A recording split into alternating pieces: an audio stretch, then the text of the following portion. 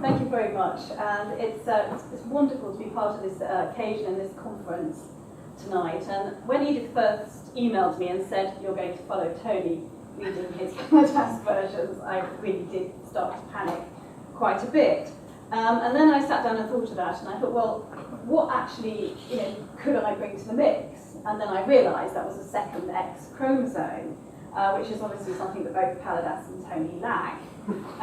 The woman's point of view, as Edith says. And in fact, I noticed that Tony did veer away quite a lot from the rather more misogynistic poems of Palladas. Perhaps he felt a little bit worried about reading his translations, but I'm sure a lot of you in this room know what we're talking about. In fact, often when you're reading them as a woman, it feels a bit like sort of being forced to listen to endless mother-in-law jokes, from an end-of-year comic, hence my title, The Other Half Speaks Out. And we can see from my illustration here, which is a sarcophagus, this very cross-looking wife welcoming her husband into Hades. I thought that was quite appropriate. Now, Edith's brief to me was to either look at the existing poems, the complete poems from the Greek Anthology, or to come up with some versions or responses to the fragments on the new papyri. And I've done a little bit of both. I mean, I'll be looking at the new finds very, very shortly, but I thought I'd warm up, first of all, with just a few new versions, or, as I say, responses to, rather than anything else, the older complete epigrams. And I was hoping Tony might have read out some of the same ones. I think he did one or two. So the first one that I'd like to look at is Palladas 9773, which is the one that Tony did actually include, and here we have it. As Tony says, it's often thought to refer to the triumph of Christianity over paganism, in which the poet imagines a statue of Eros being melted down into a frying pan, because it's often thought, presumably now superfluous to requirements in a predominantly Christian world. I mean, I know there are lots of arguments about that, and we don't really need to go into that here. And we can see the Greek text with the literal translation. A bronzesmith melting down Eros fashioned a frying pan, not unreasonably, since that too burns. And it's quite a nice, striking little piece, which turns on the image of burning, the Greek phlegio, used both literally and figuratively of passion, as I think Tony's poem underlined. And we can see that phlegio is placed at the end of the epigram for extra emphasis. But as I began to work on the poem, I thought it occurred to me that the juxtaposition of love, frying pans, and burning might have slightly different resonances for women readers. So this is my response. This is from fat to frying pan. At first he burned with words, kisses, promising a life together, a few kids. And then it was, where's my breakfast? Or, I don't like my eggs done like this. Time, like an alchemist or blacksmith, has hammered out love, our own Eros, shrunk it down from fat to frying pan. Never mind, now it is my turn to burn the best bacon, to waste his good eggs. I think Palladas would approve. My next new version is after 11287, which we can see here, and I don't think Tony read. Tony's done a lovely version of this epigram. And its literal translation reads, cursed with an ugly wife, when he lights the evening candles, he still sees only gloom. And when I googled this for a text, the first thing that came up was the heading patriarchal male fantasy. I think we can see why. And again, it's only 2 lines. Again, it's quite a nice, complex little piece, turning on the use of the noun darkness, the skotos, both literally and metaphorically. Here, a bit like in the gloom. And I think Tony's translation is lovely. He has the wonderful stares out into the night, which is really lovely with that. Talking of misogyny, I noticed that when I was looking in Liddell and Scott's Greek dictionary, that Aeschylus uses scotus, and Edith will know more about this. Aeschylus uses it twice for the darkness of the womb, which I think says quite a lot there. Anyway, this is what I imagined that this woman, this wife, might say in response to her particular charmer of a husband. This is holding a candle. When I hear his step on the stair, see the flicker of the evening light on his yellow teeth or thinning hair as he peers into that gloomy night, I turn my face to the peeling wall. I dream of the lips of my first love, while he snores on or snuffles off. He couldn't even hold a candle. My final version of an old poem is 11306, which we can see here. I think Edith's going to be talking probably about the same same epigram later. Literally translated, as we can see, this reads, even if after Alexandria you leave for Antioch and after Syria you then arrive in Italy, no powerful man will marry you. Forever in hope you will hop from city to city. Now, when I first looked at this piece, it put me in mind straight away of another much more modern Alexandrian poet, and that's C.P. Papyrus, and in particular his famous poem, The City, which I've just got a little slide of so we can just see it for ourselves here. And the influence of Palladas on Papyrus, another great Hellenist, seemed obvious, and I know Edith's going to talk about this. I therefore decided to filter my response to Palladas's poem through the prism of Papyrus, using the modern poet's trademark direct speech form. But I also added a little coda of my own, which is a response from the woman quoted in the poem. This is all the same. 1. You might say, time to look for another spot. Kiss goodbye to Alexandria, head to Antioch or Italy, to find a man who is rich and powerful, or both. But just as you are unmarriageable in this one city, so you will always be alone as you hop from bed to bed, time zone to time zone. 2. Yes, I'm the woman who's had her fair ration. From A to A, I have run the full gamut of men. The losers, the liars, the cheats without shame. Here's a flash, world over, they're all the same. Okay, well, I'd like to move on now to some new versions of the poems on the Papyrus, which clearly, because of their fragmentary nature, are a much harder, but also actually much more intriguing task to work with. And that said, with the huge help of Professor Kevin Wilkinson's exhaustive commentary, I soon found the voices slipping into place. And as I go along, I'd like to illustrate how this relationship between the scholarly and the creative can work in a very productive, symbiotic way. And the first fragment I'd like to discuss here, which we have, is the New Papyrus page, it says page 3, I think that should be page 13, lines 18 to 32. And here it is, looking very obscure indeed at first glance. We have, if we look at the literal, we've got a fragmentary title against another one, Slavish possibly. Beans which are now called fagor, very hateful indeed to Pythagoras of Samos. We will continue to hold to that man's warning, that it is equivalent, both to eat beans and the heads of our fathers. Related, melted in fire, the most ridiculous thing, and the flesh of four-footed animals, food, Pythagoras, very much indeed, Pythagoras, take on all kinds of food. Right, okay. But straight away, Professor Wilkinson's commentary provides a way in. That's a good explanation for the fragmentary title, which he suggests is a reference to the slavishness of the Pythagorean dogma. Then in line 19 here, we have the rare Latin loan word fala, substituted as Palladas seems to be bemoaning from the usual Greek word for beans, which is guano. Kevin Wilkinson's commentary supplies a myriad of references for the often mind-boggling reasons why the Pythagoreans might have found beans so very hateful. Right at the top is flatulence, which I was reminded of the Mel Brooks film Blazing Saddles and the infamous More Beans Sheriff scene, which probably just shows my age. Then there is the fact they thought it looked like genitalia, which explains a slightly puzzling reference I found in Liddell and Scott for Kuamoy, namely that the word was used of swelling of the paps at puberty. Speaking of puzzling references, in line 22 here we have the equally obscure phrase, heads of our fathers. This, we learn, might well be a reference to one of Pythagoras' most famous dictums, namely that the consuming of beans is like eating the heads of one's father, which is really great material, it's completely bonkers.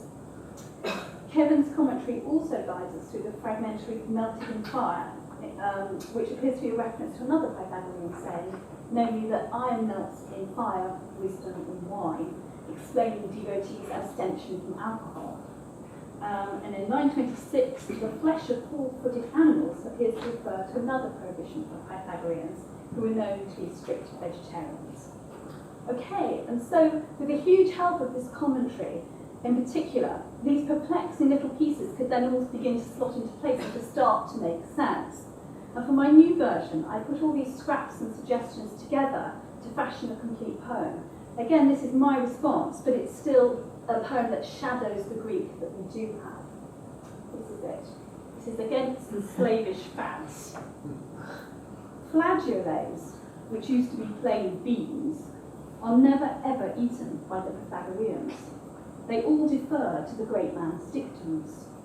Dining on beans, it seems, is prohibited, like boiling dear old dad's bald head. And alcohol, well, that too is verboten.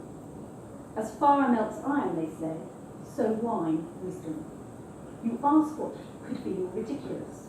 They also hate meat, disdain its finest cuts.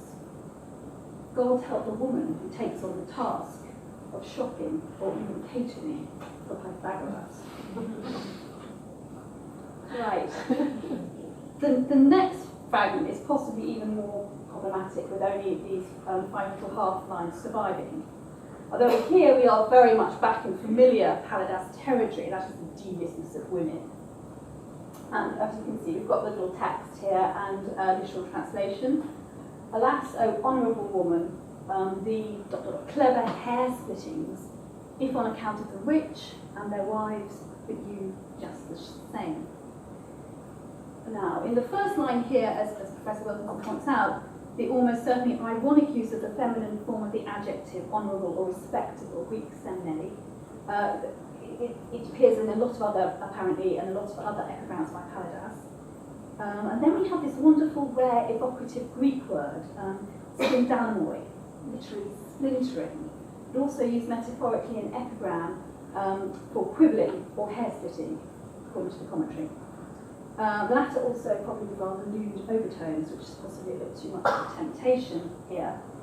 And finally, in line 23, we have a rare word for wives, the Greek egametais, which is perhaps slightly disparaging more in the terms of kept women.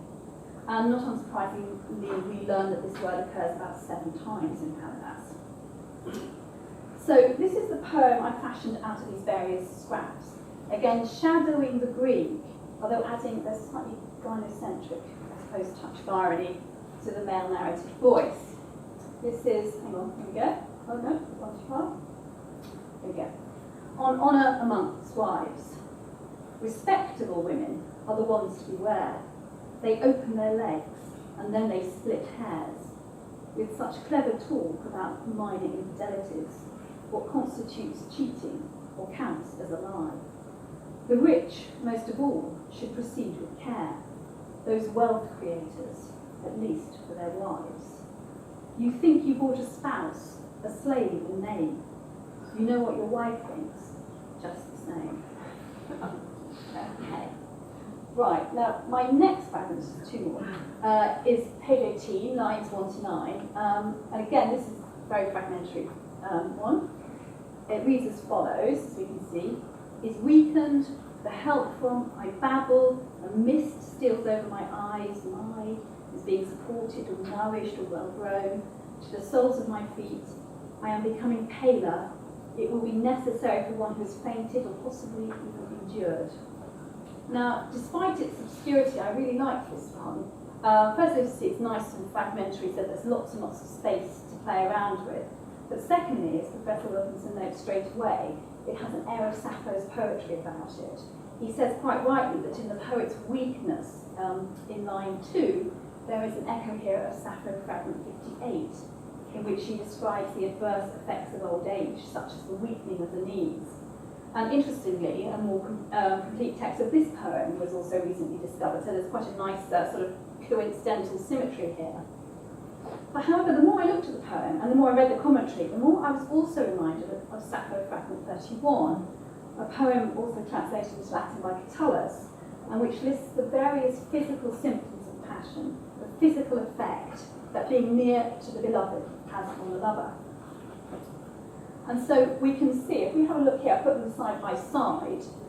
This is my own translation of Sappho 31. For example, we have the loss of coherent speech in my voice deserts me, my tongue is struck silent, which echoes Palladas' onomatopoeic I babble chattering in Greek, trala lalo.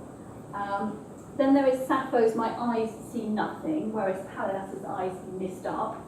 Both lose or change skin colour. Sappho turns greener, famously, and Palladas becomes paler. And both feel weak, as Sappho has it no more than a step away from death. And interestingly, both poems too have a bit of textual ambiguity over their last line. Professor Wilkinson points out that the remaining verb ending on the papyrus here, the Greek ophthumasanta, could derive from hypothumasanta, meaning to fall into a faint, or it could be from macrothumasanta, meaning enduring or long-suffering.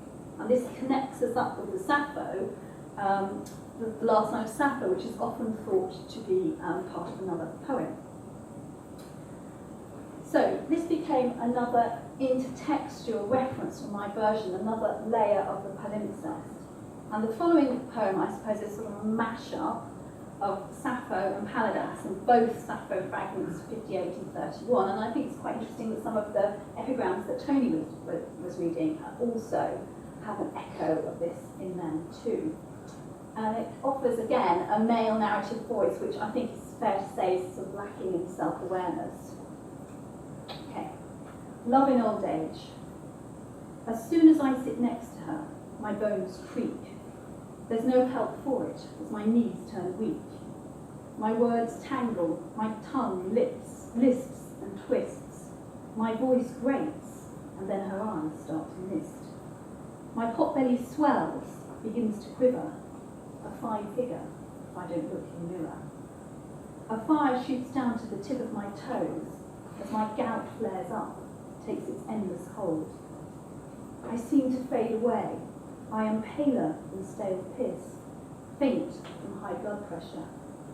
But believe you me, all can be lived through, for even an old man might one day fall. Okay. Now, overall, with all of these versions I've been discussing, we can see how important scholarship is to creativity, and also creativity can be scholarly as well. And I'd like to end my versions of Palladas here with one of the more complete poems on the New Papyrus, which is this one, page 10, 24 to 9, which, as Professor Wilkinson points out, poses a philosophical question and then satirically answers itself. This is just called another one. If we wish to put an end to discord and strife, I would like to introduce a motion, a truly marvellous one. Let us appoint ambassadors to go down to Pluto. Whom then shall we persuade? It's not impossible. Pay out 5 talents, and Hieron will be persuaded again. Now, apparently no one is quite sure who Hieron is in this last line, or why he might have got a reputation for taking on any diplomatic task, however unlikely, providing the price was right. But I think we can see straight away that this poem is concerned with more than the battles of the sexes. And I suppose in the troubled world beyond our walls here today, it does still speak straight to us. In addition, I thought there was a perfect modern analogy for the unknown hero. And there's also actually a little bit of a touch of Blackadder's baldric in my translation here. This is another cunning plan. If we want to end conflict, put peace in place, I have a cunning plan. Yes, truly otherworldly. Send envoys down to all the soldiers in Hades. Canvass those who paid the price, face to face. But who might undertake the task? No worries. Put up 5 million, and Tony Blair is on the case. And you. Okay, thank you very much.